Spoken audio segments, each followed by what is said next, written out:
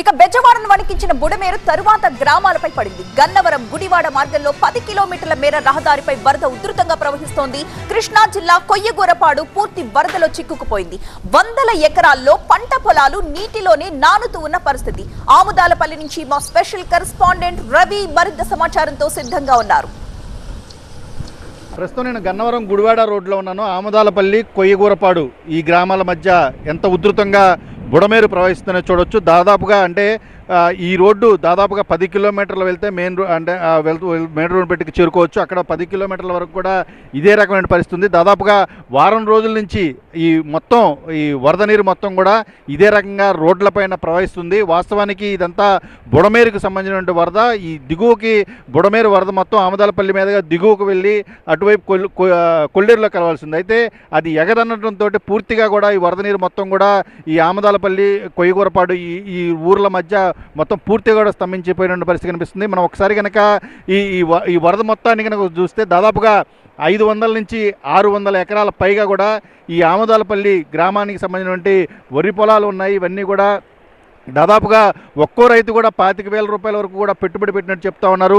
వారం రోజుల పైగా కూడా ఇదే రకమైన వరద ఉధృతితోటి ఈ పొలాలన్నీ కూడా నీట మునగడంతో ఇప్పుడు పూర్తిగా కూడా రైతులకు ఏమాత్రం కూడా ఒక్క నయా పైసా కూడా చేసిన కష్టం వృధా అయిపోయింది. మొత్తం పూర్తిగా పెట్టుబడి మొత్తం కూడా పూర్తిగా కూడా నేలపాలు అయిపోయిన పరిస్థితి కనిపిస్తోంది. ఈ వరద నీరు మొత్తం ఎప్పటి వరకు తగ్గుతుందో కూడా తెలియని పరిస్థితి.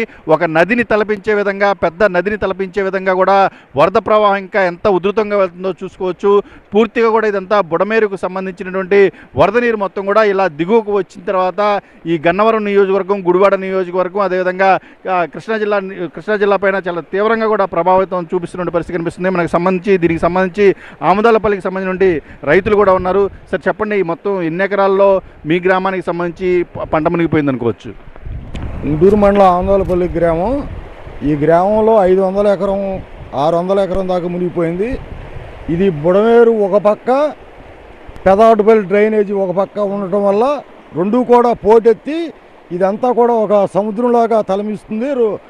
ఇప్పటికీ 5 రోజుల నుంచి ఇలాగే కంటిన్యూ అవుతూ వెళ్తున్నాయి. దీనివల్ల ఒక్కొక్క రైతు కనీసం మినిమం 25,000 రూపాయల దాకా ఖర్చు పెట్టి ఉన్నాడు. 25,000 రూపాయలు నష్టపోతున్నాడు. మళ్ళీ 10 సంవత్సరాలు రైతు వెనక్కి వెళ్ళిపోయే పరిస్థితి వచ్చింది. గ్రామంలో పల్లం అంతా కూడా మునిగిపోయి పునరావాస కేంద్రాలు చేశారు. అధికారులు వచ్చి చూస్తున్నారు. అంతా తాత్కాలికంగానే జరుగుతుంది.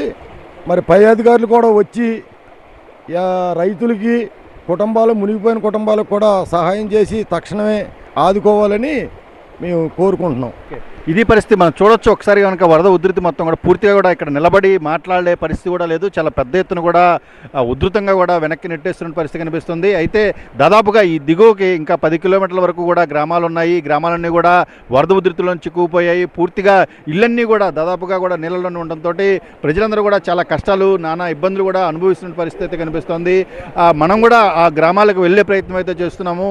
కాలినడకన వెళ్ళే మార్గం లేదు, వెహికల్స్ మీద వెళ్ళే మార్గం లేకపోవడంతో పడవ ద్వారా లోపలికి వెళ్ళే ప్రయత్నం అయితే TV9 కూడా చేసి ఆ గ్రామాల్లో ఎలాంటి పరిస్థితి అనేది కూడా తెలియజెప్పేందుకు కూడా బాహ్య ప్రపంచానికి తెలియజెప్పేందుకు కూడా ప్రయత్నం చేస్తున్న పరిస్థితి కనిపిస్తుంది. కెమెరా పర్సన్ దుర్గాతో రవి, TV9 ఆముదాలపల్లి నుంచి.